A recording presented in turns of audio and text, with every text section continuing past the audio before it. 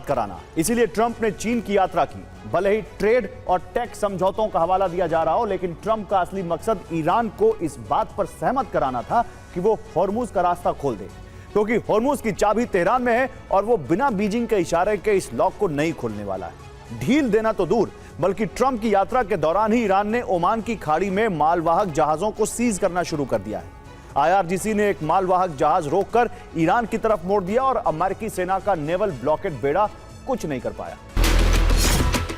स्थिति ऐसी है कि अमेरिकी राष्ट्रपति से न जंग छेड़ी जा रही है और न ही जंग से निकल पा रहे हैं।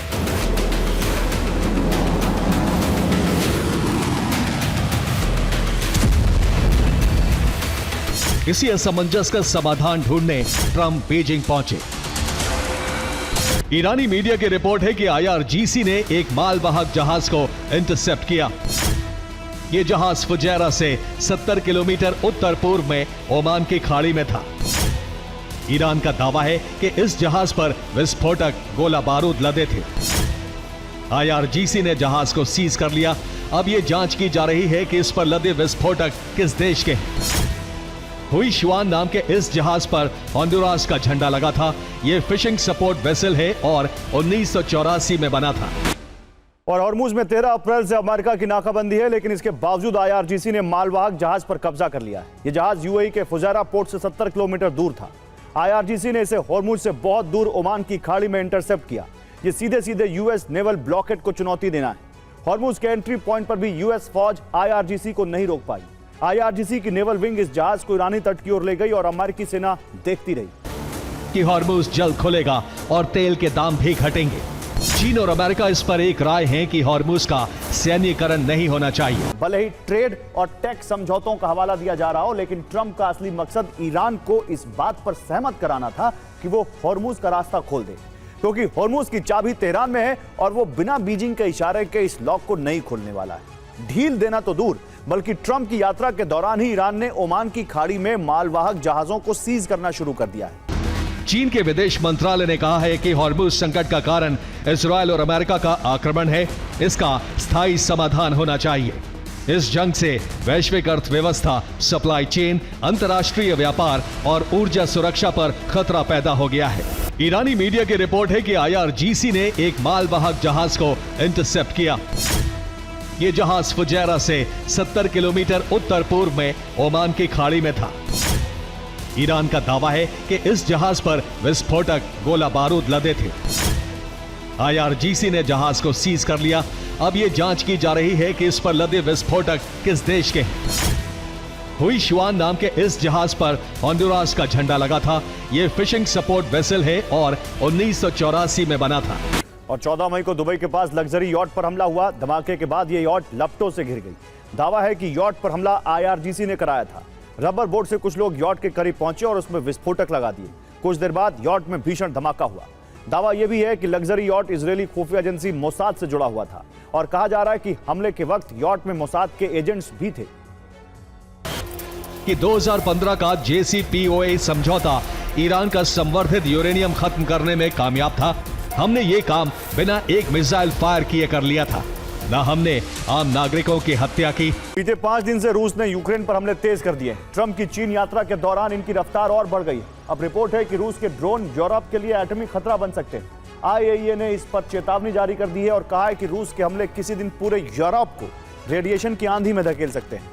उधर यूक्रेन ने भी इन हमलों का बदला लेने के लिए रूस के शहरों पर बारूद बरसाया है। दोनों तरफ स्थिति घातक है।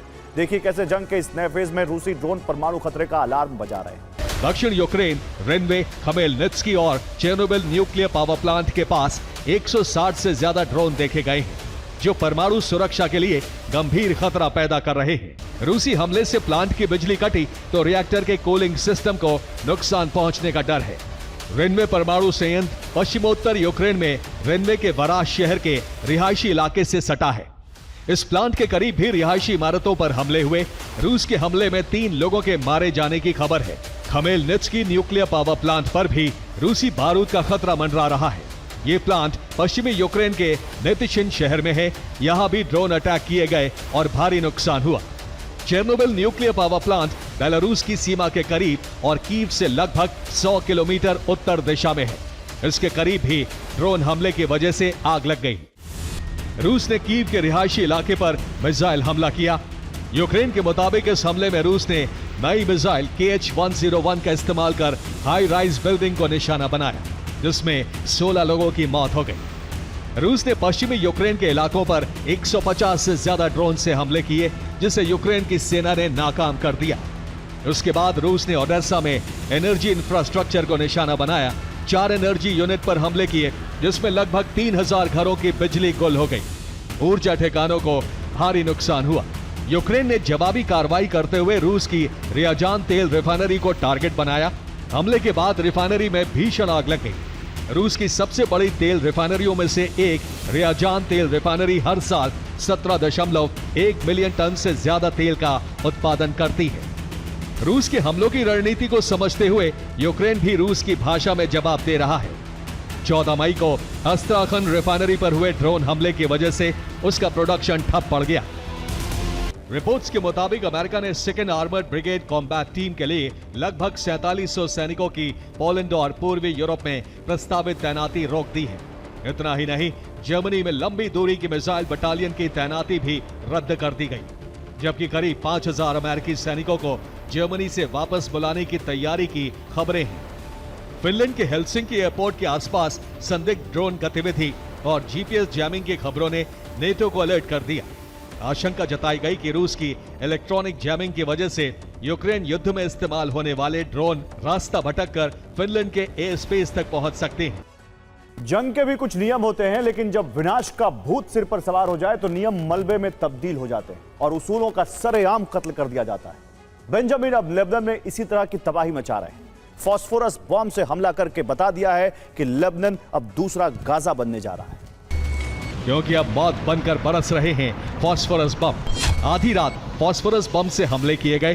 दक्षिणी लेबनान को टारगेट किया गया। बेरूत और तायरे में सबसे ज्यादा हमले हुए। दरअसल फास्फोरस बम अंतर्राष्ट्रीय स्तर पर पूरी तरह प्रतिबंधित है। फास्फोरस बम हड्डियां तक पिघला देता है। रूस भी यूक्रेन में इनका इस्तेमाल कर चुका है। दक्षिणी लेबनान के आसमान से रात के अंधेरे में जो सफेद रोशनी गिरती दिखाई दे रही है, वो कोई आतिशबाजी नहीं है, वो मौत का दूसरा नाम व्हाइट फास्फोरस है। दावा किया जा रहा है कि इजरायली सेना ने दक्षिणी लेबनान के अली अल ताहिर इलाके सहित कई रिहायशी बस्तियों पर आधी रात को ताबड़तोड़ फास्फोरस बम गिराए। हालांकि इजरायल ने हिजबुल्लाह के हमले रोकने का नया प्लान बनाया है। रॉकेट और ड्रोन के लिए जाली लगाई जा रही है। अभी तक 1,58,000 वर्ग मीटर की जाली सैनिकों को बांटी जा चुकी है और 1,88,000 वर्ग मीटर अतिरिक्त जाली खरीदने के ऑर्डर दे दिए गए हैं। और अमेरिकी संसद में तीसरी बार वॉर पावर्स एक्ट प्रस्ताव गिर गया है। यह खबर ईरान जंग में उलझे डोनाल्ड ट्रंप के लिए फौरी राहत लेकर आई है। ईरान जंग की वजह से अमेरिका में भी महंगाई आसमान छू रही है। नवंबर में होने वाले मिड टर्म इलेक्शन से पहले डेमोक्रेट्स ट्रंप की घेराबंदी करने की कोशिश कर रहे हैं और इस मिशन में कुछ रिपब्लिकन्स भी शामिल हैं। अमेरिका का एक कानून है जिसे वॉर पावर्स एक्ट कहते हैं। इस कानून के तहत राष्ट्रपति बिना कांग्रेस यानी संसद की मर्जी के सिर्फ 60 दिनों तक ही जंग लड़ सकते हैं। हालांकि ईरान जंग को लेकर यह डेडलाइन 1 मई को खत्म हो गई थी। समय सीमा के बाद भी संसद की नई मंजूरी के बिना सेना के इस्तेमाल को लेकर विवाद है। और ईरान जंग से वैश्विक हालात बिगड़ रहे हैं, लेकिन दूसरी तरफ ईरान जंग चीन के लिए फायदे का सौदा साबित होती नजर आ रही है। स्ट्रेट ऑफ हॉर्मुज बंद होने के बाद से ईंधन संकट से चीन के क्लीन एनर्जी सेक्टर की डिमांड बढ़ गई है, जिस वजह से बिना जंग लड़े चीन इस जंग में विजेता बनकर उभर रहा है। एक रिपोर्ट के मुताबिक चीन के इलेक्ट्रिक और हाइब्रिड गाड़ियों का निर्यात कुल निर्यात का 53% हो गया है, जो पिछले साल की तुलना में 100% से ज्यादा का इजाफा है। ये निर्यात खासतौर से एशिया और यूरोप में हो रहा है। मार्च में बैटरी निर्यात भी 44% तक बढ़ा है।